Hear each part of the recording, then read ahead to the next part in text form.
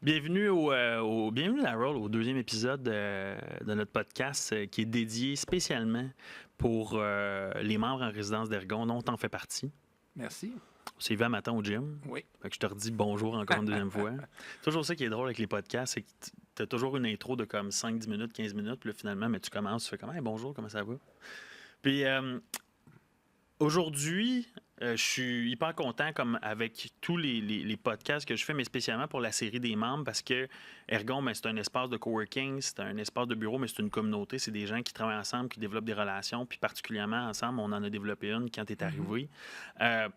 À quoi vous attendre, en fait, aujourd'hui au niveau du podcast? On va parler beaucoup de ton parcours professionnel, ton parcours personnel, puis ainsi de suite. Où est-ce que tu as démarré pour te rendre ici aujourd'hui à être PDG de Menu Group, puis investisseur, entrepreneur aguerri et tout. Puis, on va aussi parler, c'est quoi le marketing direct? C'est quoi le public postage? Parce que c'est votre spécialisation avec Menu Group. Ça fait des années que vous le faites. Vous continuez à le faire. Vous continuez à générer d'excellents résultats pour vos clients.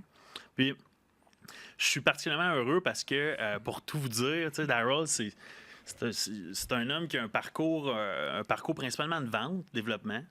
Tu es entrepreneur, investisseur, sportif, tu es un gars qui est actif, tu es un gars qui bouge, tu es un gars qui a des idées. Puis ça, c'est toujours le fun de côtoyer des gens comme ça, surtout pour mon type de personnalité.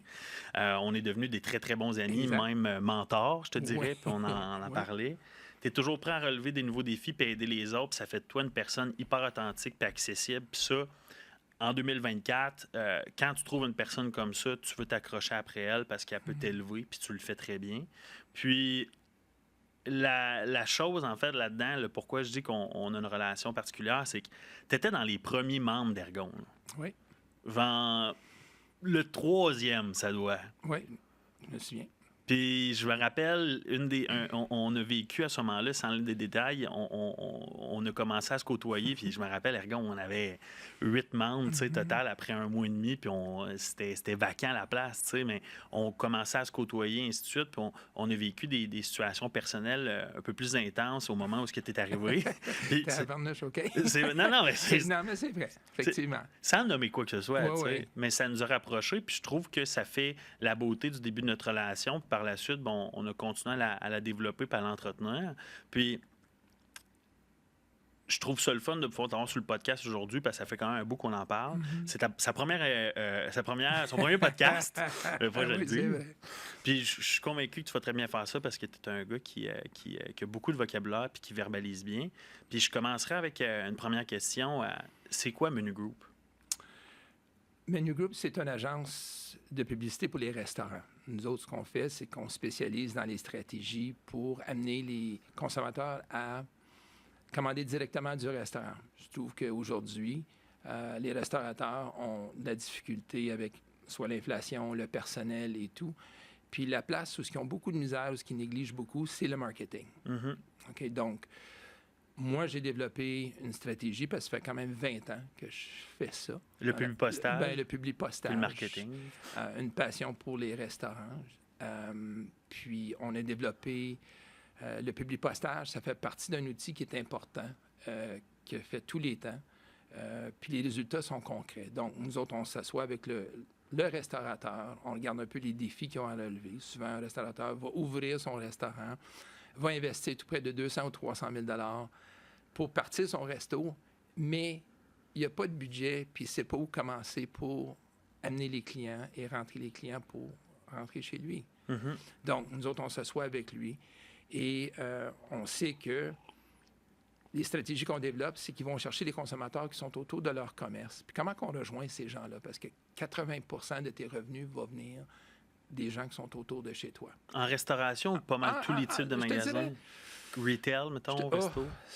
Peut-être retail, ça dépend de quoi. Même des bureaux de dentistes, peu importe. Mais, Ouais. mais dans les restaurants, parce que, tu sais, les restaurateurs ouvrent le restaurant puis ne savent pas, tu sais, comment qu'on va rejoindre ces gens-là. Puis c'est là où ce que nous, on prépare, on s'assoit avec eux puis on développe... L'offre. L'offre, on développe, pas juste l'offre, c'est qu'on regarde un peu la démographie qui est autour, OK. on regarde les gens qui sont potentiels, le rayonnement du restaurant, fait qu'à partir de là, c'est qu'on développe un publipostage via le design, via les offres. On s'assoit avec eux pour s'assurer que c'est des offres qui ont été testées dans le marché, qui fonctionnent. Parce qu'au bout de la ligne, c'est ce qui va attirer le consommateur à essayer le restaurant. Aujourd'hui, avec énormément de choix au niveau de la restauration, c'est difficile de se positionner. Fait que nous, c'est la façon qu'on travaille avec eux. Puis ça fonctionne excessivement bien parce que c'est des résultats qui sont tangibles, parce qu'on voit les résultats, parce qu'on est capable de quantifier via les retours, soit via les appels, les gens qui vont aller sur le site web, les gens qui vont aller sur les médias sociaux. Donc, ça, c'est l'aspect du publipostage. Mais je dois avouer qu'aujourd'hui, le publipostage, c'est un outil, mais il faut joindre le consommateur de plusieurs façons. Les médias sociaux jouent un rôle très important aujourd'hui. Donc, tu sais, que ce soit via Facebook, Instagram, TikTok, les influenceurs jouent un rôle aussi pour aider les restaurants. Donc, on essaie de préparer une stratégie qui est plus globale. Okay. On travaille beaucoup aussi avec les influenceurs. Les médias sociaux, c'est devenu une partie qu'on ne peut pas négliger, qui fait partie de la stratégie du restaurant aussi. Puis, on est conscient aussi qu'il y a des budgets à travailler avec. Les restaurants viennent d'ouvrir aussi. Fait qu'on travaille avec eux, puis à tous les mois, on regarde les résultats, on travaille avec eux. Puis, on n'est pas juste là au niveau de partager les résultats, on essaie de comprendre un peu les défis aussi qui se passent au niveau d'eux. Puis, est-ce que tu dirais, tu parles de démographie, puis ainsi de suite, c'est quoi les éléments de démographie qui font en sorte qu'une bonne campagne fonctionne? Je te dirais, écoute, partir d'un rayonnement, c'est à peu près ce que, parce que, tu sais, tout dépendant du type de restaurant qu'on a. La plupart, c'est accessible à tout le monde. Donc, le premier point, c'est d'aller rejoindre ces gens-là. Puis ce qui est le fun avec le publipostage, c'est qu'on a 100% de pénétration. Pourquoi? Bien, c'est juste parce qu'évidemment, on rentre dans la boîte aux lettres de tous les consommateurs. Puis, tu n'as pas le choix de le mettre dans tes mains. Il y a deux options. Si tu le regardes, tu as créé un impact, ou tu vas le jeter. Par la suite, tu vas le mettre aux poubelles mais veux pas, tu n'as pas le choix de le prendre dans tes mains, qui était quand même assez extraordinaire. Fait que c'est là où est-ce que l'importance du design et de l'offre, comme première chose, first thing, est là. Oui, définitivement la photographie, ça c'est important. L'autre chose aussi, c'est le site web du restaurant, sans aucun doute, est important parce que les gens vont aller voir les reviews du restaurant, voir un peu qu'est-ce qui se passe là. Va voir aussi les photos, voir un peu le menu, les choses de même. Fait que c'est une référence qui est importante. Je dirais souvent, nous, on a développé une expertise où on sait développer des sites web qui vont vraiment, ce que j'appelle le SEO ranking, qui est important, qui est user-friendly, puis qui va convertir dans des résultats. Conversion, là. Oui, exactement. Donc, je te dirais, c'est une stratégie qui est très globale. Puis on a une équipe en arrière de tout ça. On a des designers qui spécialisent simplement dans la restauration. On a des photographes, on a des gens qui s'impliquent au niveau des médias sociaux. Fait que vraiment, on comprend l'industrie. Puis tous les gens qui sont avec moi ont soit travaillé dans l'industrie de la restauration. Non, c'est cool. C'est vraiment le fun. Puis c'est un défi pour nous de travailler avec les restaurants parce qu'on sait comment c'est un marché qui est compétitif. Puis, c'est ça. Parce que, tu sais, c'est l'œuf ou la poule, en restauration, dans le sens que tu arrives, puis tu investis des budgets pour, mettons, ta nourriture, puis ainsi de suite. Puis là, OK, bon, mais comment d'argent faudrait que je mette, mettons, en marketing? Après ça, est-ce que j'y vais plus médias sociaux ou j'y vais plus postage? Puis, tu sais, la réalité, c'est que même moi, tu me fais une grande éducation là-dessus, parce que j'ai eu la chance de travailler avec Daryl l'année dernière, puis encore, on collabore à certains points. C'est que c'est pas vrai que ça fonctionne pas, le publipostage, parce que c'est un faux mythe. Il y a des gens là, qui pensent encore. Puis récemment, c'est quoi? Parce que là, tu t'occupes des restaurants, mais veux pas, avec tes partenaires puis avec l'expérience que tu t'occupes aussi de plein d'autres types d'entreprises. Puis les types d'entreprises que tu peux te desservir, ça serait quoi? Donne un exemple, autre que les restaurants. Bien, on a fait une campagne pour Aura Fitness, à titre d'exemple. Ils sont ici à l'Agora. Oui, exactement, à l'Agora. Ça, c'était super bon parce qu'ils étaient très actifs au niveau des médias sociaux. Puis une super bonne promotion, 2 semaines d'essai. C'est une bonne offre, là. C'est une offre extraordinaire. Puis ça part toujours de l'offre pour amener un peu d'achalandage à découvrir ta place. Puis dans ce cas ici, ça a bien fonctionné. On a introduit le publipostage dans un rayonnement de 1 ou 2 kilomètres. On a rejoint 15 000 résidences et ça a fait Alex, qui est le propriétaire, va pouvoir te dire que les résultats ont été vraiment concluants, puis au-delà de ce qu'il pensait aussi. Ça fait 2 choses. Ça a amené des gens à venir directement chez Aura, d'amener la publicité en soi, Deuxième chose, il y a beaucoup de gens, il y a eu une augmentation au niveau de son achalandage sur ses médias sociaux. OK, les gens ont été voir. Puis troisième, c'est au niveau de son site web. Ouais. Fait que ça a fait une boucle. Puis même à ce jour, nous autres, on avait un code QR aussi pour quantifier le nombre de personnes qui pouvaient nécessairement scanner le code QR pour voir le site web. Puis même à ce jour, il y en a encore qui scannent le code QR. Puis on parle d'une campagne qui est partie en janvier. C'est fou, hein? Oui. Fait qu'ils l'ont conservé peut-être sur le frigidaire ou quoi que ce soit. C'est la beauté du publipostage parce que l'impact visuel puis que tu peux conserver aussi puis tu peux le garder fait de grandes choses. Mettre quelque chose dans tes mains, définitivement, c'est toute la différence. Puis ça le démontre avec Aura, puis même pour les restaurants, on a fait des campagnes de publipostage où on a envoyé un menu pour le restaurant. On a pu mettre un code QR, puis aussi mettre un numéro de téléphone unique qu'on appelle pour quantifier les résultats, qui veut dire que quand les gens tracking appellent, un tracking number qu'on appelle, parce que ce numéro-là est redirigé vers le numéro du resto. Puis on a pu voir le nombre d'appels qui va rentrer. Puis je te dirais, encore une fois, on a fait une campagne en novembre et à ce jour, les gens continuent à appeler. Ce que ça a fait, c'est que ça a amené des nouveaux clients, mais des clients récurrents qui ont continué à téléphoner suite au publipostage. Donc, ce qu'on appelle le lifetime value d'un client est important aussi. 100%. Fait que, non, c'était très bon. Donc, le publipostage s'adresse qui est un naturel pour la restauration, l'industrie de la restauration, mais aussi dans toutes les industries. Que ce soit les dentistes, que ce soit les optométristes. L'aménagement paysager. N'importe quoi, parce que veut pas, on veut rentrer dans les foyers.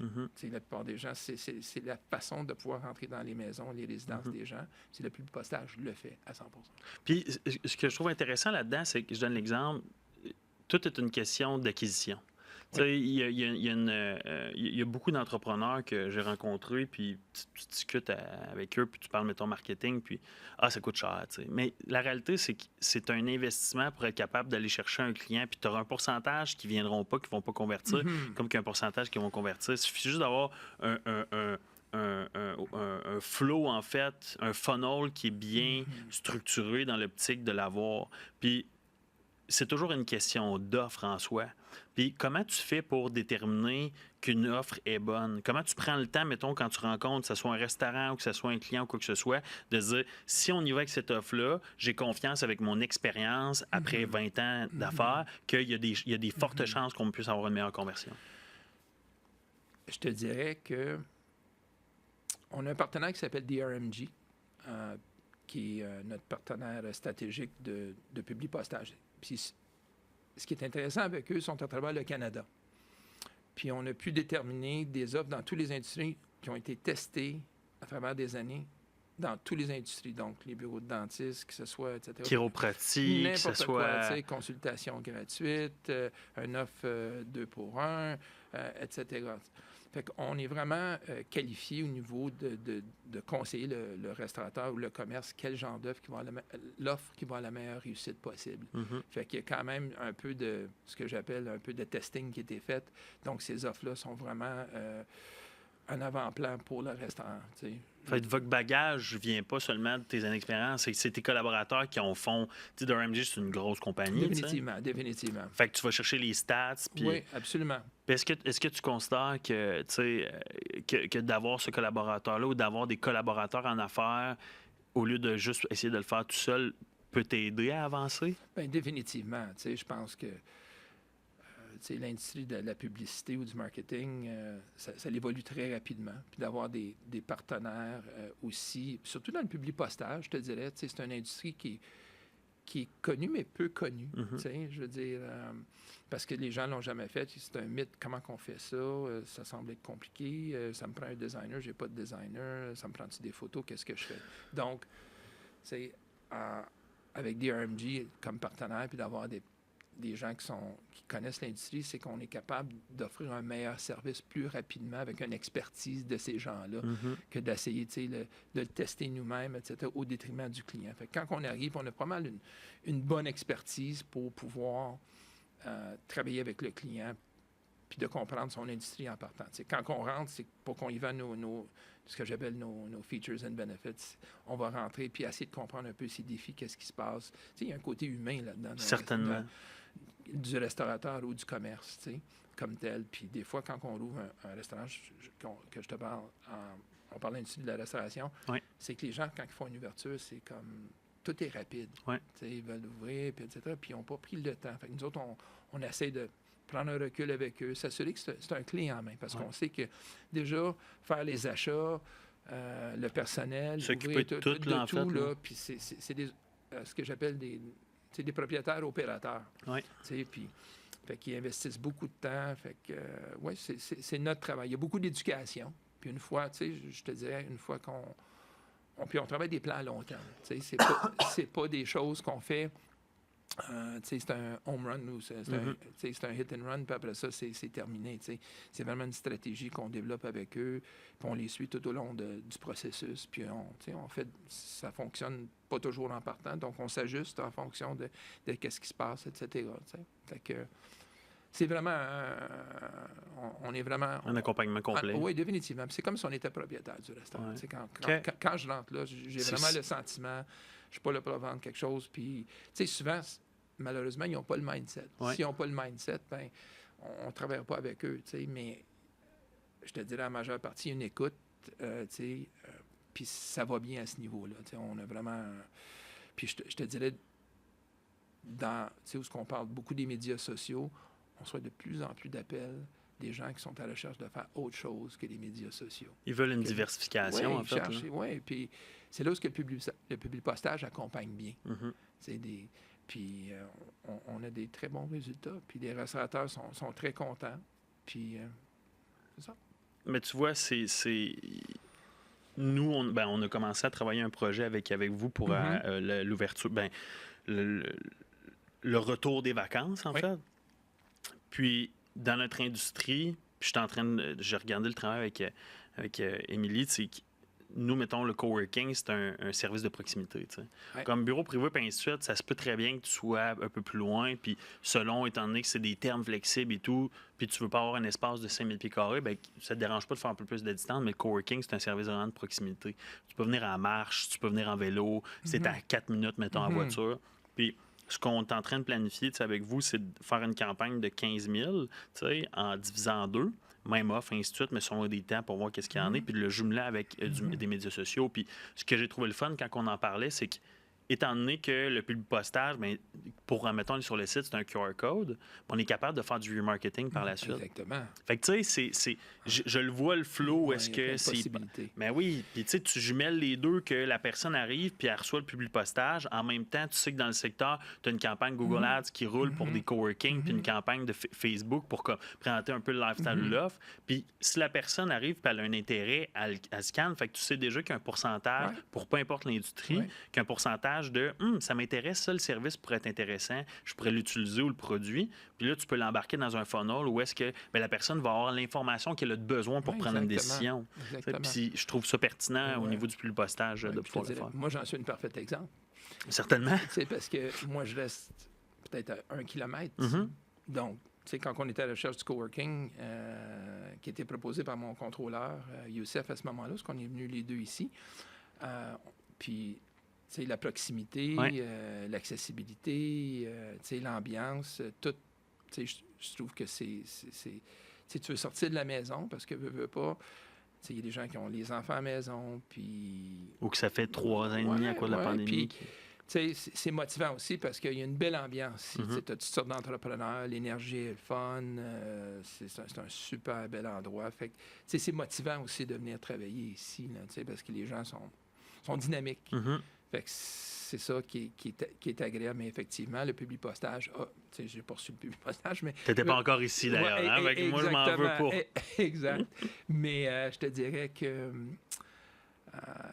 je comprends le potentiel qu'on a dans ce cas ici pour Ergon, juste dans le quartier, pour faire découvrir, de travailler, avoir l'option de travailler de la maison, mais juste les stations de coworking, c'est extraordinaire. Puis, j'ai pensé, en disant pandémie, je me pose la question.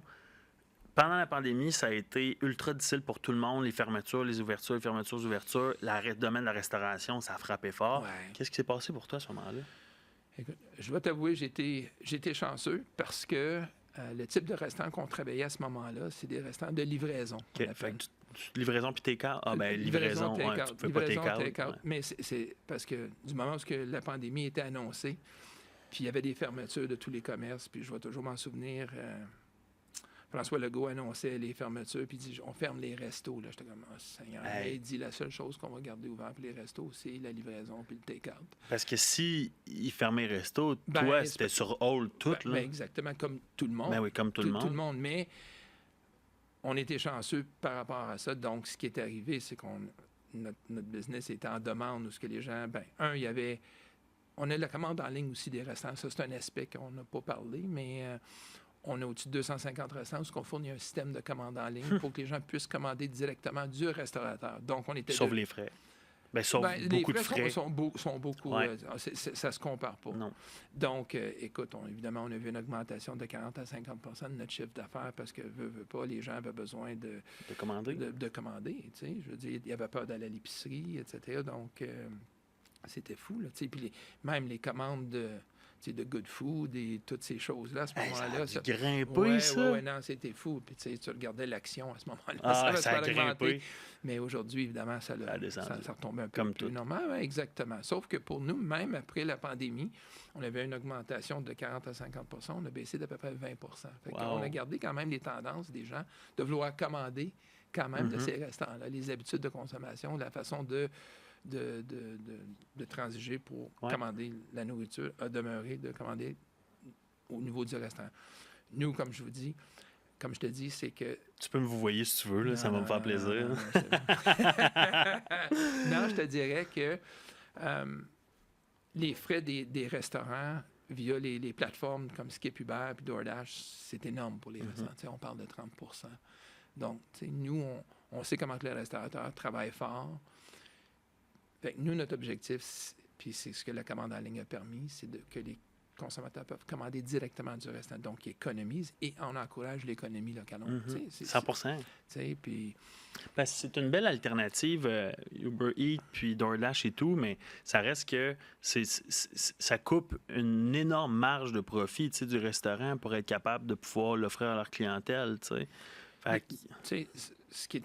on ne se cachera pas que... Ils nous écoutent pas, t'en fais pas. Là. Non, mais ce qui est intéressant, puis on va se le dire, c'est que ça a permis à des restaurants qui n'offraient pas la livraison d'offrir la livraison. Certainement, ça a ses avantages.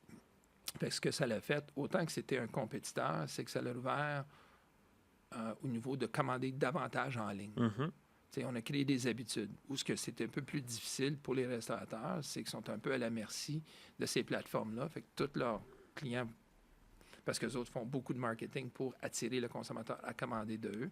Donc, ils se compétitionnent un peu contre eux des fois parce que, veut pas, c'est moins cher de commander de Uber, dans le sens avec les promotions, parce qu'ils vont t'accrocher avec la promotion, mais puis toi, tu absorbes les frais de 30 % ou de 25 %, tout dépendant. Puis, tu sais, au bout de la ligne, c'est jamais combien tu fais, c'est combien qui te reste. Puis, tu vois, ce que je trouve, la réalité, c'est que je donne l'exemple, si tu fais le calcul de comment tu donnes à DoorDash une fois ou, tu sais, plusieurs fois versus tu pallies ça puis tu essaies le plus possible qu'il y a une traité de médias sociaux, c'est qu'à mon avis, tu vas avoir une meilleure acquisition de clients parce qu'ils vont venir directement à ta compagnie, tu sais. C'est pour ça que le public passage devient un outil hyper important. Puis accessible aussi. Oui. C'est pas 20 000. Ben, tu peux, en fait, si tu veux, faire un public passage de 20 000. Tu peux commencer aussi bas que 5 000. Je veux dire, comme je l'ai dit, 80 % du chiffre d'affaires d'un restaurant de livraison va venir dans un rayonnement de peut-être 1 km, 1 à 2 km. Donc, on parle peut-être de 5 10 000 résidences que tu dois solliciter d'une base régulière. Bâtir ta relation avec le client qui va venir chez vous. C'est plus facile pour lui de... c'est accessible, il passe en avant de ton commerce. Tu développes un sens de voisinage. On est comme, on a ça dans notre quartier. Puis, instinctivement, quand on déménage une place, on cherche toujours les restaurants, la pharmacie, les commerces qui sont autour, l'épicerie et tout. C'est ça que le plus bossage fait, créer une relation avec le client. Puis là, on parle de plus postage et tout, mais ça a été quoi ton début de carrière? Qu'est-ce qui t'a amené, en fait, à aujourd'hui faire du plus postage? Je sais que tu as travaillé un peu dans la radio et tout, mais... Oui. J'ai commencé, je te dirais, mon parcours d'entrepreneurship a commencé très jeune. Je te dirais à l'âge de 16-17 ans, j'avais ce que j'appelle un petit kiosque, un stand de patates. Pour vrai? Oui, oui, Pour oui. vrai? Je savais même pas. Oui, oui, j'avais ça au coin de Sparks puis Elgin, qui était juste sur le trottoir. C'était 2 friteuses puis un steamer hot dog que j'appelle. Puis j'avais acheté ça avec mon grand-père. OK. Puis on avait acheté ça d'un monsieur en question. Puis c'était ma première expérience en affaires, où à l'heure du midi, il y avait une filée de monde qui arrivait, parce que c'était un secteur très touristique. Oui, vraiment. Puis il y avait le gouvernement aussi. Fait que j'avais mes poches de patates le matin, puis je faisais blanchir. Puis fait que j'ai aimé l'expérience d'entrepreneurship. Puis même l'hiver, quand que la saison se terminait, mais l'hiver, évidemment, c'était plus tranquille. Donc, j'ai pogné un contrat pour faire frire des tortillas pour un distributeur mexicain. Fait que ce que je faisais, je faisais ça chez moi dans ma cour. OK. Fait que ce que je faisais, c'est qu'on avait installé quelque chose qui avait de la bric-à-brac dans la cour. On avait mis une toile qui était annexée à la maison. Puis le distributeur mexicain nous donnait des tortillas qui étaient congelées. Puis nous autres, on les faisait frire. On les mettait dans une boîte. Puis lui nous payait au kilo à ce moment-là. OK. Fait que tout, c'est sa production, là. Moi, c'était à la production. Écoute, on se faisait quasiment 1 000 par semaine. Wow! Puis écoute, de profit ou de chiffre d'affaires? De chiffre. Dans le fond, c'est ça. C'était mon temps. Oui, c'est ça, exact. Puis il nous fournissait, lui, il nous fournissait tout. Oh, wow! Le seul hic, c'est que je faisais ça dans la cour chez nous, qui était un peu illégal à ce moment-là. J'avais une grosse bonbonne de propane qui était comme illégale. Puis, tu sais, évidemment, la friture, c'est de l'huile. Fait qu'on mettait des bidons d'huile dans la cour. Mais puis on avait une piscine aussi dans la cour. Fait que juste te mettre dans le contexte, c'est que quand le printemps est arrivé, c'était pas beau. Ah non, hein? C'était pas beau. J'avais des tortillas qui étaient dans la piscine, qui flottaient, qui étaient gros de même originalement, des petits, puis qui étaient venus gros de même, qui avaient gonflé. L'huile avait imbibé. Dans ce temps-là, c'était du color lock qu'on appelait. C'était comme... comment je peux appeler ça? C'est du... tu sais, comme le vinyle. Là. OK, ouais, je sais de quoi tu parles. Écoute, la maison était... Fait que tout l'argent que j'avais fait, mon père, il se garde, il dit la maison, puis on vendait la maison à ce moment-là. Fait que tous les sous que j'ai faits, j'ai été obligé de les remettre pour réparer et rénover la maison. Oh non, pour vrai? Oui. Mais, tu sais, c'était... une première expérience, une deuxième expérience. Fait que suite à ça, ben j'ai travaillé à la radio. J'ai commencé aux ventes à CJRC. OK. Je connais pas. CJRC, c'est une station locale qui est le 104.7. OK. Fait qu'anciennement, c'était ish, là? Oui, une station nouvelle qu'on appelle à ce moment-là. Puis j'ai travaillé là pendant 2 ans comme vendeur. Puis par la suite, j'ai été parachuté à CKTF, qui est Énergie 104. J'étais directeur des promotions pendant, je te dirais, 7 ans. Wow. Ouais, ça, c'était super le fun. C'était une belle expérience parce qu'évidemment, encore, même si tu travailles pour... J'étais pas à mon compte, j'étais à mon compte. Ouais. Mon travail, c'était de développer des stratégies pour les représentants à présenter aux commerçants. OK. Fait que toi, t'étais pas l'agent de liaison avec les commerçants. Toi, tu montais les stratégies pour que un peu comme l'offre, en fait?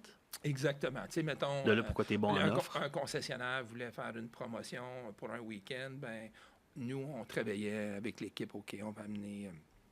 tu sais, pas juste des ballons, on va amener on va avoir des prix, on va avoir un remote qu'on appelait, parce que c'est un en direct. Ouais. Un direct qui était au concessionnaire. Puis j'avais la partie aussi des promotions, parce que je faisais les promotions pour la station, en plus des commerces. Fait que ça, j'ai fait ça pendant 7 ans. Ça, c'était une super belle expérience. Par la suite, j'ai quitté CKTF pour aller chez Valpak. Valpak est une compagnie de publipostage. OK. C'était la plus grosse compagnie de publipostage en Amérique du Nord. Wow. Fait que j'ai quel âge que tu avais à ce moment-là environ? J'avais peut-être 28 ans. J'étais avec mon partenaire à ce moment-là, qui était Jean-Guy Gourlay, qui était il était mon directeur à la station de radio. Vous êtes partis les deux? Ben lui était déjà parti. OK. Puis j'y avais proposé l'idée. Je dis, écoute, qu'est-ce que tu en penses de cette idée-là? Puis, tu sais, ça allait bien à la radio, mais je voulais toujours être entrepreneur. J'ai pensé plus à long terme de dire... C'est quoi le prochain mot? Ouais, c'est quoi? Fait que, il dit, écoute, je trouve que c'est une super bonne idée. Fait qu'on a fait... on a été vérifier, on a été voir, puis on a décidé de se lancer avec Valpak. Puis c'était la plus belle expérience de publipostage qu'on a pu avoir. C'était une grosse machine américaine en arrière, beaucoup d'éducation, très structurée. On parle des offres et tout, là, ça vient de cette école-là. Là. C'était vraiment huge. Il était solide. Ouais. Pour te donner une idée, Valpak, c'était une enveloppe bleue que tu recevais par la poste qui était remplie de petits feuillets de coupons individuels. OK. Fait que, puis, je me souviens toujours de notre premier envoi. On était très énervés. On avait fait notre premier. On avait peut-être 25 commerces qui étaient dans l'enveloppe. On avait des garagistes, des restos et tout. Puis, écoute, ça a fait. Les clients nous appelaient et disaient, écoute, c'est incroyable. On sait les chiffres explosent. Oui. Wow. C'était nouveau. Puis, les gens, les coupons, ça ne marchera pas, etc. Puis, c'est tout le contraire. Les gens sont toujours à la recherche d'un rabais, d'un offre. Puis aujourd'hui, ça fonctionne toujours. Tu as Subway, peu importe. Les McDo qui font des offres, parce que c'est ce qui est important pour attirer le consommateur. Mais tu vois, c'est bon que tu le mentionnes parce que pour faire du pouce sur pourquoi est-ce que le publipostage fonctionne encore, combien de fois que tu reçois des coupons du McDo encore pour dire que tu vas avoir une frite de plus quand tu achètes un McDouble ou quoi que ce soit. Exactement. Puis il y a des temps de l'année pour le faire également. T'sais. Eux, c'est sûr et certain qu'ils sont une énorme machine, fait que leur database est immense à savoir quand est-ce que c'est le meilleur moment. Mais en même temps, c'est que s'ils le font, ça fonctionne. Ouais. Ils ne feraient pas une grosse industrie comme ça, ne pitcherait pas de l'argent à l'eau comme ça continuellement après autant d'années si la stratégie ne marchait pas. Fait que ça démontre que le publipostage est encore super efficace. Oui, effectivement. Tu as tout à fait raison. Fait que Valpak, c'était la meilleure école comme telle. Puis par la suite, on a parti pour Premier Choix, qui était une compagnie de publipostage du Québec. OK. On a quitté parce que il n'y avait pas de franchise au Québec de Valpak. Donc, il y avait un problème de traduction de langue, etc. pour le publipostage. C'était difficile pour eux. Connaissance du milieu aussi, j'imagine. Exactement. Peut-être pas connaissance du milieu, mais surtout, je te dirais, de faire les... La barrière linguistique. Oui, c'était définitivement un problème. Donc, on a quitté, on était pour Premier Choix. On a fait ça pendant quelques années. Et par la suite, j'ai quitté. Mon partenaire a voulu continuer avec Premier Choix. Moi, j'ai quitté. Je dis non, je vais aller dans la restauration. C'est là où j'ai la passion, puis c'est là où j'ai développé Menu Gatineau, Menu Ottawa, qui est notre guide de restaurant qui existe depuis 20 ans. C'était mon début dans le publipostage. C'est quelque chose qu'on distribue 5 fois par année à travers de Gatineau et Ottawa. C'est 425 000 exemplaires. C'est 14 secteurs différents. C'est énorme, là. Oui, c'est une grosse machine. J'ai commencé, puis je me souviendrai toujours. C'est un concept qui est arrivé de Montréal aussi, qui s'appelait Top Menu. À ce moment-là, fait que j'ai été voir les restos, puis eux autres ne voulaient pas être avec leurs compétiteurs au début, ils trouvaient ça un peu, non, je ne veux pas être avec mon compétiteur, puis aujourd'hui, tu sais, on a 200 restos plus qui utilisent ce service-là. Exactement, qui font ça religieusement, parce que c'est une façon abordable économique pour eux de prendre leur menu et le mettre de l'avoir dans les résidences. Là, ça demeure que c'est une forme de publipostage. C'est ce qu'on appelle du shared mailer, parce qu'on regroupe les restaurants. Donc, en regroupant, c'était comme une coop. Économie d'échelle. Une économie d'échelle, effectivement.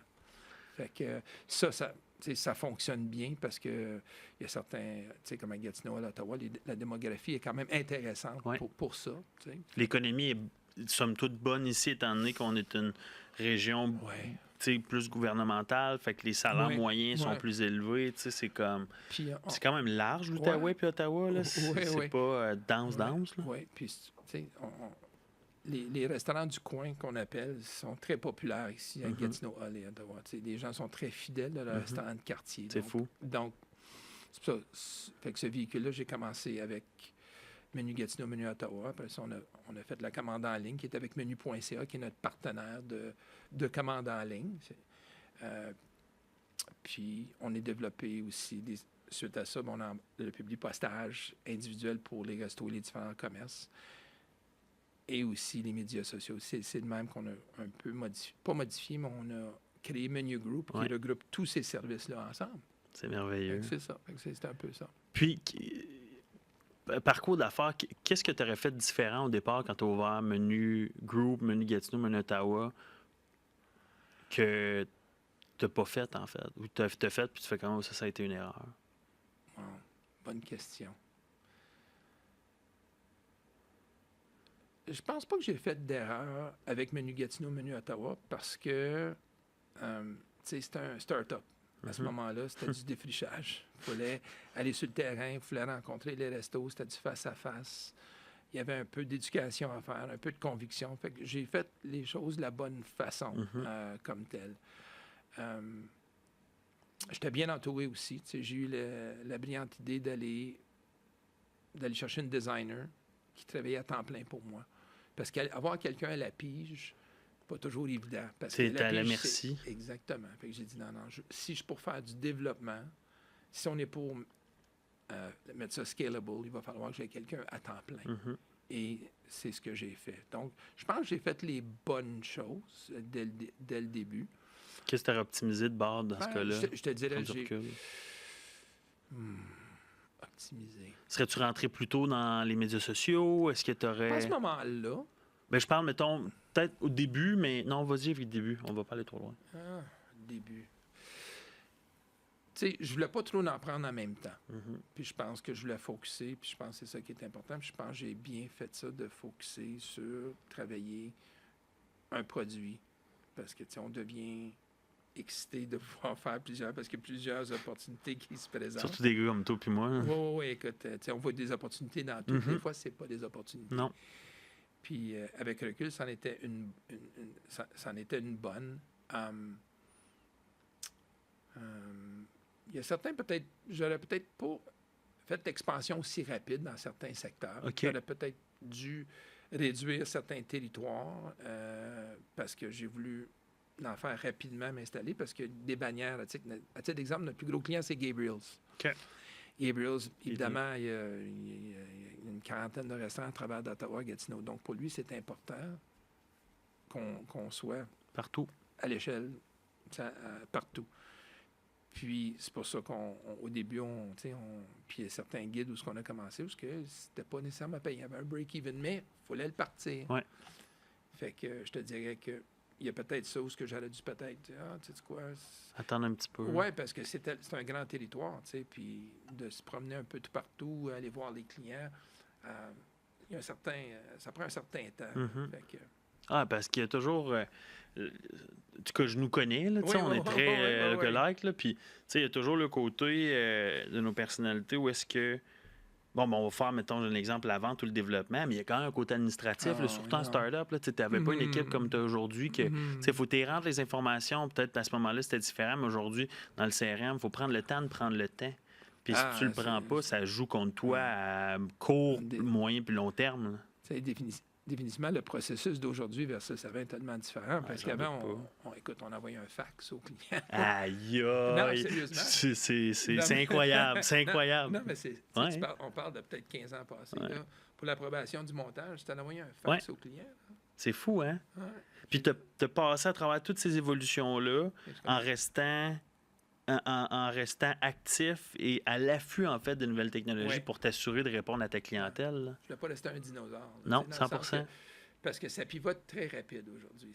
Puis je pense que c'est là où j'ai été quand même... Je suis curieux. De nature, je suis curieux. J'aime le changement. J'ai besoin que ça bouge. Donc, quand il y a des nouvelles choses qui ont des possibilités, je regarde les opportunités, je vois si c'est un bon fit avec nous. On prend des risques en affaires, c'est sûr et certain. On en a pris. Il y en a qui étaient bons, il y en a qui étaient moins bons, comme tout. Mais je te dirais, oui, la diversification était importante.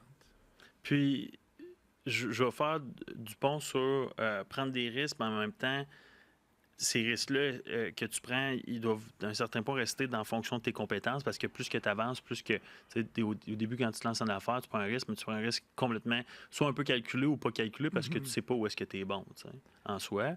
Mais là, tu prends un risque-ish, mais en même temps, qui est une belle opportunité. Tu t'es joint à l'équipe de Smooth Soft, qui est dans le domaine de la restauration. On a eu un podcast avec Rock qu'on n'a juste jamais sorti parce que Rock, après, il est parti au Mexique, puis il était là... je ne veux pas le sortir tout de suite. Là. Tu vas voir, Rock, on va le sortir, ton podcast. On va être gêné. Non, c'est pas vrai, c'est un merveilleux podcast. Puis, en fait, Smooth Soft, c'est une entreprise qui se spécialise pour connaître un peu l'industrie, puis tu pallieras à ça. Se spécialise dans la formation en réalité virtuelle pour les employés en restauration. Oui. Fait que le but, en gros, c'est d'intégrer la technologie qui est assez avant-gardiste. On ne se mentira pas, vous êtes vous êtes très early, en fait, dans cette industrie-là. Mais c'est quand même la restauration. Fait, qu'est-ce qui a fait en sorte que tu as embarqué dans SmoothSoft? Bien, la première chose, c'est grâce à toi. Ouais, j'ai fait la relation Ergon. C'est vrai qu'Ergon, c'est vrai, mais Rock puis Émilie étaient à Ergon, puis on a fait le tu m'avais mentionné, écoute, c'est rempli d'opportunités ici. Oui, effectivement, non, c'est absolument. Puis, lorsque tu me présentais Rock et Émilie, de dire, regarde, je pense que c'est un concept qui est intéressant, ça serait le fun, tu regardes ça pour voir s'il y a un fit. Moi, je pense que ça serait un bon fit avec vous autres. Puis, effectivement, quand j'ai vu le produit, puis j'ai vu l'équipe Rock et Émilie, j'ai dit, wow, c'est vraiment là où que ça s'en va. La réalité virtuelle, ça prend beaucoup. Ça évolue vite aussi. Puis, c'est une partie importante pour les restaurateurs aussi. Pourquoi? Parce que, veut pas, c'est que SmoothSoft, ce qu'on fait, c'est qu'on crée l'environnement du restaurant. À titre d'exemple, pour te mettre en situation, un peu comme un Subway. Au lieu de, quand tu amènes un employé que tu engages chez Subway, tu dois le mettre sur la table de travail, pratique les sous-marins, doit apprendre les sous-marins et tout. Donc, il y a beaucoup de pertes de nourriture. De lenteur aussi en même temps, puis c'est normal. Oui, puis tu sais, il y a aussi la nervosité, parce que tu ne veux pas faire une erreur, tu es sur ton emploi, tu as le gérant qui est contre toi, il y a des commandes qui rentrent, il y a des clients. Fait qu'il y a un peu de stress d'essayer de faire tout ça en même temps. Donc, il y a des économies importantes qui fait que quand on fait l'environnement de la réalité virtuelle, c'est que les gens mettent le casque puis peuvent faire les sous-marins à leur rythme, à l'intérieur. C'est vraiment comme si tu étais là. C'est tellement... C'est le gamification, en fait. Exactement. Donc, ils ont du plaisir. Il n'y a pas de stress. Ils apprennent très rapidement. Puis je te dirais que ça développe la constance assez rapidement quand ils embarquent sur la table de travail. Puis, tu sais, mettons en restauration, si on parle de chaîne, je donne l'exemple, les McDo, les Subway, les pizzas, puis ainsi de suite. Il y a beaucoup d'emplois étudiants qui sont là-dedans, tu sais, la réalité. Exactement. Fait que tu t'adresses à une clientèle que tu vas former, qui est hyper importante, mais qui est en mode learning, qui est pas confiante de tout ce qu'elle va faire. Fait que, tu sais, de joindre le fait de tu vas avoir du plaisir, tu vas comprendre plus rapidement, puis qui sont habitués avec la technologie, je veux pas. À mon avis, ça a un effet sur non seulement les économies que tu fais en tant que restaurateur, puis c'est important, tu sais, la bouffe, la nourriture coûte plus cher pour un restaurant, du pourquoi que ça nous coûte plus cher actuellement, mais c'est bon pour la rétention également des employés. Là. Définitivement. Je te dirais que l'entraînement d'un employé était peut-être 1 mois, et nous, on est capable de couper le temps de 50 %. C'est complètement fou. Fait que ton salaire que tu y donnes... Exact. Fait que on est en train de... On s'en va à Chicago aussi au mois d'août. On a fait quelques conférences ou ce que j'appelle de conventions. Des panels. C'est super bon parce qu'on rencontre les grandes chaînes aux États-Unis. Puis il y a un intérêt. On voit que ça va assez rapidement. D'ailleurs, on a signé des écoles en Belgique, les universités. Oui. On a peut-être 615 écoles, je pense? Oui, bien 115 étudiants au casque qui ont déployé nos démos de restaurants mexicains, de pizza, d'hamburgers et tout. Donc, ils veulent se pratiquer. On a eu un appel de eux et ils adorent ça parce que c'est vraiment pratiquer dans l'environnement virtuel avant de peut-être le faire, ce que j'appelle de prendre l'environnement réel de le faire. C'est-à-dire de prendre le restaurant ou l'université ou de faire leur environnement, de pouvoir qui s'habitue un peu avec avant. Puis on a des très bons... on a pu faire un déploiement de 700 casques en partant, c'est-à-dire 700... Fait que c'est fou. C'est énorme, là, en Belgique. Oui, ça, c'est notre premier. Puis c'est ça, on est en train de travailler d'autres aux États-Unis. Des belles choses à venir. C'est excitant. C'est vraiment un milieu qui est le fun. C'est une équipe qui est dynamique. On est bien entouré. Puis... non, l'avenir est dans le casque. Oui, c'est le fun. Oui, dans le casque, oui, exactement. Mais ce qui est le fun, c'est que ça boucle un peu. Tu sais, on a parlé tantôt de s'adapter. Mais tout ça fait que, tu sais, je suis parti d'envoyer des montages par fax aujourd'hui, qu'on travaille avec un CRM qui est Mondays, où on a une équipe de 10 personnes, où on doit rentrer toutes les informations. La communication aujourd'hui se fait tellement différemment. Ça part, pour avoir une boîte, parce que que ce soit le publipostage ou que ce soit peu importe, il y a beaucoup de détails. Que ce soit le montage, que ce soit les photos, l'aller-retour avec le client. Donc, le software, le CRM, nous autres, on utilise ce qu'on appelle Mondays. Ouais. C'est extraordinaire. C'est ce qui nous fait que tout le monde, on se communique, puis on peut gérer plusieurs projets en même temps. L'efficience, la communication. Définitivement. Puis tu veux pas, on est dans un monde où ça va vite. Tu fais tu as un client, ben il faudrait aussitôt que qui est confirmé, ben que ça soit tout prêt, d'une certaine manière. Fait que tu peux gérer les attentes aussi en même temps. Ça serait quoi la stratégie ou l'outil que tu donnerais aux gens pour être capable de mieux performer en marketing? Tu sais, j'ai un exemple, y a-t-il quelque chose qu'ils peuvent faire actuellement sur des restaurants ou que ce soit des entreprises de retail qui pourraient utiliser le publipostage, que tu pourrais les guider vers quelque chose pour des ressources qui pourraient les aider à comprendre ou le mettre en place eux-mêmes. Je le déconseille en passant, pas parce que je suis sur le podcast aujourd'hui, mais je les ai vus après avoir travaillé avec toi, les résultats d'un publipostage, pas de stratégie avec un publipostage avec stratégie. Les chiffres sont vraiment différents. Définitivement, il y a plusieurs statistiques sur le site de Post Canada qui va te donner un peu le consommateur, comment il réagit, les pourcentages. Il y a des analyses qui sont faites qui sont super importantes. Il y a notre site web, sans aucun doute, Menu Group, où on partage un peu nos services, mais on partage un peu d'éducation aussi par rapport à du publipostage ou pour les restaurateurs, les stratégies de marketing, etc. Fait que,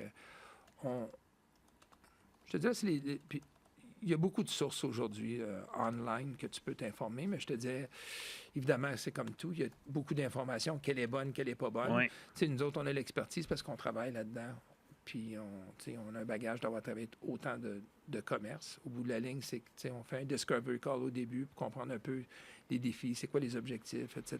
Puis à partir de là, c'est qu'on bâtit des stratégies qui sont personnalisées au restaurateur ou au commerce comme tel, puis un suivi qui se fait par la suite. C'est quantifiable, on partage les résultats. On essaie de garder ça simple, mais quand même qui est étoffé tout de même. Oui, exactement, qui est hyper organisé. Là, c'est facile pour n'importe qui, pour n'importe quel type de service, d'arriver et de te faire dire, moi, mettons, ça va être mes services, ça va être 5 000, mais c'est quoi les résultats? Mais tu peux pas toujours savoir quoi les résultats. Mais c'est le bagage qui est en arrière, c'est l'expérience, c'est la compréhension et tout, tu sais. Puis c'est la différence entre des entreprises, peut-être, un exemple en médias sociaux, quelqu'un qui va dire je suis allé voir chercher une soumission ailleurs, puis c'est le 3/4 de moins du prix. Oui, ça fait combien de temps qu'ils sont en affaires, tu sais? Je vais demander, ça fait 1 an. Nous, ça fait 10 ans qu'on est experts là-dedans. On est des experts en data, on est des experts en remarketing, des experts dans tous les domaines. Fait que ta stratégie va être plus efficace. Définitivement. Puis il faut être réaliste au niveau des attentes aussi. Certainement. Parce que les gens, on n'essaie pas de overseller notre produit. Non. On essaie vraiment de dire, voici comment ça va se passer. Puis, je pense que les restaurateurs apprécient ça aussi, parce que j'ai souvent vu, au début, quand on commence, on veut vendre notre produit, mais le restaurateur, il est excité, ah oui, OK, on l'a tellement excité par rapport au produit qu'il y a une déception par la suite, puis on a oublié de poser la question, c'est quoi tes attentes? T'imagines-tu? Oui. Là, t'arrives, tu fais le publipostage, mais pas dans votre cas parce que vous le posez souvent, mais majoritairement, mais tu sais, on fait du publipostage, j'ai pas eu 100% de conversion. Oui, mais... Il y a des gens qui pensent qu'on distribue 5 000 résidences, ils vont avoir 5 000 clients. Je dis, écoute, c'est normal de ne pas comprendre à 100%. Encore une fois, il y a une éducation à faire. Fait que c'est ce qu'on fait. Puis c'est une industrie où il y a beaucoup de data, parce qu'il y a beaucoup d'histoires, puis on est capable de partager ces informations-là pour les sécuriser dans leur investissement. C'est intéressant tout ça, puis ça mène à réfléchir. Tu sais, là, tu as parlé de ton grand-père tantôt qui t'a aidé à te lancer ta première business. Tu as eu des influences, puis ainsi de suite dans ton parcours, mais je serais porté à te poser la question, c'est quoi la lecture que tu as faite, le livre que tu as écouté, le livre audio que tu as écouté, la personne ou la situation qui a le plus d'influence sur toi à devenir la personne que tu es aujourd'hui, professionnellement parlant, là. Pas personnellement, là. Parce qu'on sait tous que tu es une très bonne personne. Wow. Que dire de plus? Oui. Il y a beaucoup de... Moi, je suis beaucoup sur le self-improvement, que j'appelle, de s'améliorer. Puis, je te dirais, Valparc, c'était pour moi une excellente école. OK. OK? Parce que je te dirais que c'était hyper structuré. On avait ce qu'on appelle Coupon University. Il fallait aller à l'université pendant 2 semaines pour comprendre un peu tout l'industrie et tout. Wow. Fait qu'on on était vraiment... c'était vraiment quelque chose qui m'a permis aujourd'hui d'avoir une certaine spécialité dans l'industrie du publipostage. Fait que ça, c'était une très, très grande influence. Ça, je te dirais aussi, aujourd'hui, j'écoute beaucoup de livres sur Audible, sur plein de... Plein de topics. Là, tu Ouais, m'arrives toujours plein à de chaque semaine avec topics, des nouveaux sur livres. du self-improvement personnel, sur les affaires. J'essaie d'être à l'affût un peu d'un peu tout qui se passe. Puis je te dirais que DRMG, on a beaucoup d'informations parce que les autres font beaucoup de recherches aussi, qui est dans notre industrie. Fait qu'on est capable d'être à l'affût. Fait que, tu sais, il y a un partage. Moi, je te dirais d'être curieux, sans aucun doute. C'est une chose. C'est la curiosité qui fait pour moi que je peux continuer à grandir. Est-ce que tu considères que la curiosité est un atout pour l'entrepreneur, pour l'être humain? Ah, définitivement. Définitivement. Tu sais, je pense de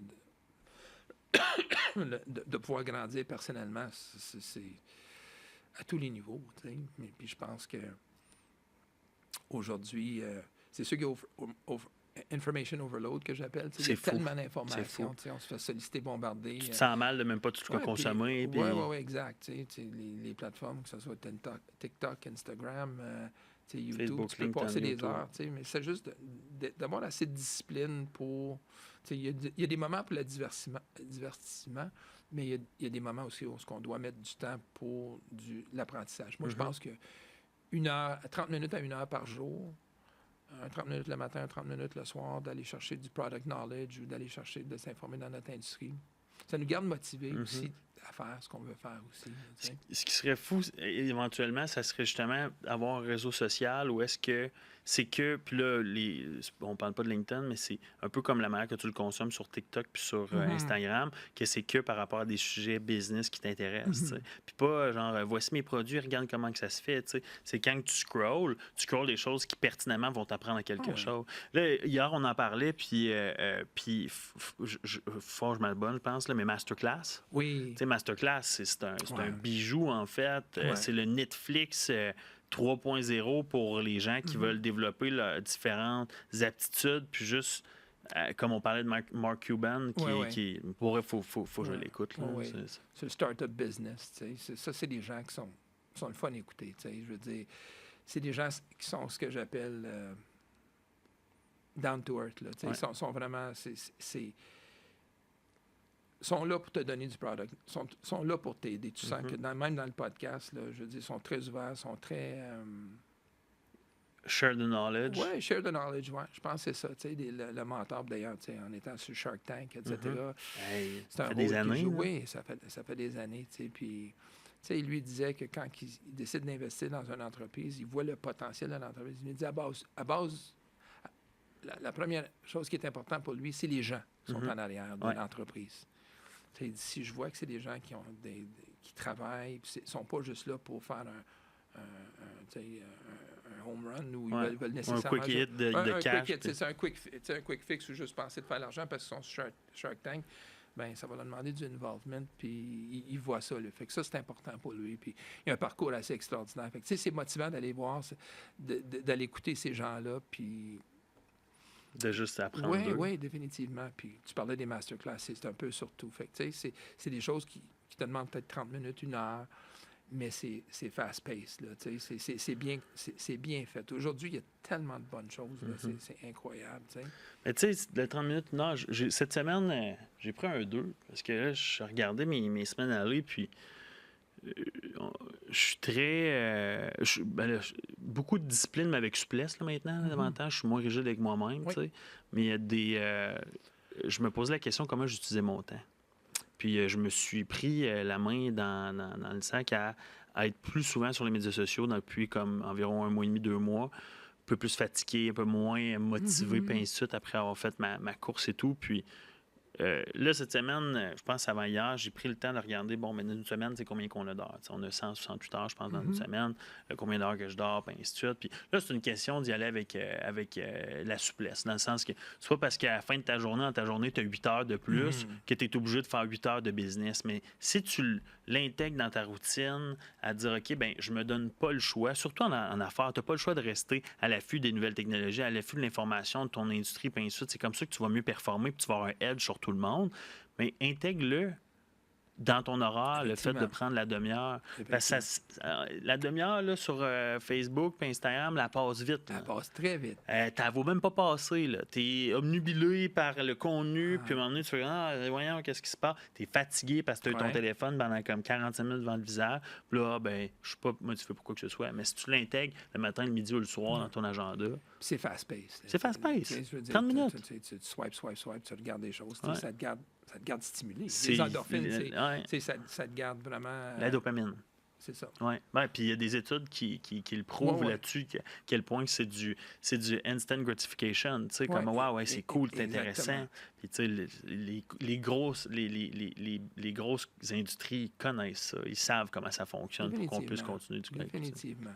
Tu sais, ça prend un équilibre de vie. C'est comme dans n'importe 100%. quoi. Là, tu sais, je veux dire, on dit le sommeil. Tu sais, le sport est important aussi dans l'équilibre. Certainement. Tu sais, aujourd'hui, c'est comme ce matin, tu avais tes écouteurs, j'ai les miens aussi. Moi, je suis en train d'écouter un podcast pendant que je m'entraîne. Pareillement. Tu sais, fait que je trouve ça intéressant de pouvoir, tu sais, je fais quelque chose, puis on dirait que je maximise le temps.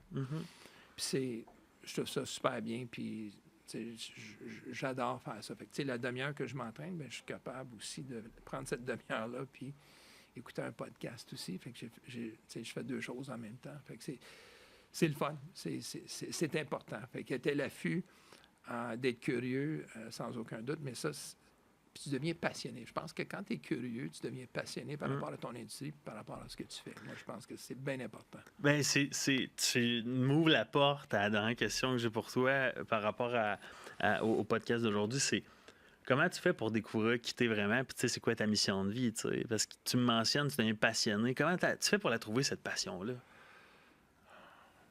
Je pense qu'elle évolue avec le temps. Certainement. Tu sais, moi, j'ai 57 ans aujourd'hui. Tu sais, j'ai 2 enfants, je suis grand-père. Fait que, tu sais, tu as une période de ta vie où ce que ta famille, ton travail, au début, tout dépendant de ce que tu fais, consomme beaucoup de ton temps. Ton mais énergie. je pense qu'à travers de tout ça, il ne faut jamais s'oublier, puis de continuer à évoluer, à grandir. Je pense d'être passionné de son travail, ça se reflète aussi à la maison. T'sais. Je trouve qu'il y a c'est clair. Puis pour moi, d'aider les restaurateurs, j'ai la passion pour ça parce que je suis entrepreneur. Puis je sais que les défis et comment c'est important.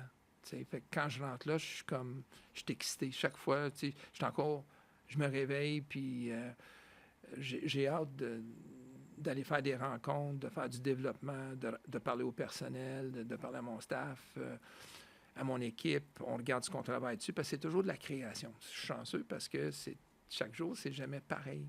Chaque client a une stratégie différente, même si il y a quand même une certaine cohérence ou une certaine structure mais c'est différent. C'est toujours dans la mode de la création. C'est ce qui me stimule, ça. Fait que, tu sais, je m'assois avec le client, on développe des stratégies, de voir un peu, tu sais, l'éducation aussi. J'aime faire l'éducation aussi aux commerçants, aux restaurateurs, pas par rapport à notre produit, un peu ce qui se passe dans l'industrie, tu sais. Que ce soit au niveau de ses achats, comment calculer son food cost. Fait que, tu sais, je travaille beaucoup d'essayer, quand je rentre là, de pouvoir avoir de l'information qui est actuelle, puis pouvoir les aider. Parce qu'ils n'ont peut-être pas tout le temps de le faire. Ils n'ont pas tout le temps de le faire. Puis, c'est le fun. C'est juste le fun d'apprendre des nouvelles choses. Puis, moi, je viens excité encore quand c'est le fun, c'est une bonne idée. C'est quand Smooth Soft, c'est un parfait exemple. Tu sais, on est sur LinkedIn, toute l'équipe. Puis, je vois un peu la création qu'on fait. Je vois les montages que Rock et Emily font. Puis, je dis, wow, c'est mind-blowing. Tout ce qu'on fait. Puis quand je reçois les échantillons des clients du Publipostage, je suis excité de leur donner, parce que je vois tout le travail qu'on a fait, la création, puis quand tu appelles le client, puis il te dit « ça fonctionne, c'est super bien, c'est comme mission accomplie là, tu sais. Fait que c'est ça qui me nourrit, c'est le succès, c'est le travail d'équipe, c'est ça qui est passionnant. T'es un grand homme, Daryl. C'est vrai. Merci. C'est vrai, tu sais, il faut se le dire. Puis il faut juste se le dire. Tu sais, c'est pas parce que je veux te flatter ou quoi que ce soit, c'est que c'est important surtout à se côtoyer. Puis on a la chance de le faire ici, tu sais, encore plus à Ergon, de juste excusez-moi le terme, pardonnez-moi pour le terme anglais, mais tu sais, de se propser puis de s'élever, de se le faire dire, parce que souvent on est dans nos affaires, dans notre bureau, dans notre tête, et ainsi de suite, on se motive, puis tu sais, à un moment donné, je vais faire un podcast sur comment je me suis motivé moi-même, parce que c'est pas toujours facile, tu sais, mais de se le faire dire, puis sache-le. Ouais. Puis merci d'avoir participé à l'épisode d'aujourd'hui. J'espère que tu as aimé ça. Oui, c'était le fun. C'était bon. Écoute, c'est une belle expérience. J'aime la discussion. Plus je te connais aussi, puis c'est facile aussi. Tu me connais, je te connais. Fait que, puis on est bien ensemble dans le sens que on a un bon flow. Ouais. J'ai beaucoup de respect pour toi aussi. C'est réciproque. Je trouve que je vois ton évolution, je vois tout le travail que tu fais. Puis je pense qu'on a 27 ans de différence, mais je me vois beaucoup en toi. Fait que, puis on a beaucoup d'échanges à ce niveau-là, que ce soit sur l'aspect personnel de vie, que ce soit en affaires et tout. Puis, je pense ton dévouement aussi, puis passer du temps avec toi, c'est énergisant aussi. Fait que c'est le fun. Fait que je te remercie aussi. Je te retourne le compliment. Je te retourne tout ça, Daryl. Bien gentil. Merci d'avoir participé aujourd'hui. Encore une fois, je termine en te remerciant, mais je termine aussi en mentionnant qu'on est toujours à la recherche d'un nom de podcast, parce que là, on a comme Ergon Podcast, il y avait des idées autour du bureau. Tu sais, on essaie de personnaliser un peu plus le tout pour comme l'année, parce que je trouve ça le fun, en fait, puis je pense que ça peut donner une certaine dynamique. Si vous avez des idées qui ont un lien avec la communauté, la collectivité, le coworking, qui a un petit edge par rapport à ce qu'on fait ici, écrivez-le en description. Puis, j'espère que ça vous a plu. Vous avez appris davantage sur le postage. Puis, Daryl, on va retourner travailler. Yes, sir. Passez une bonne journée.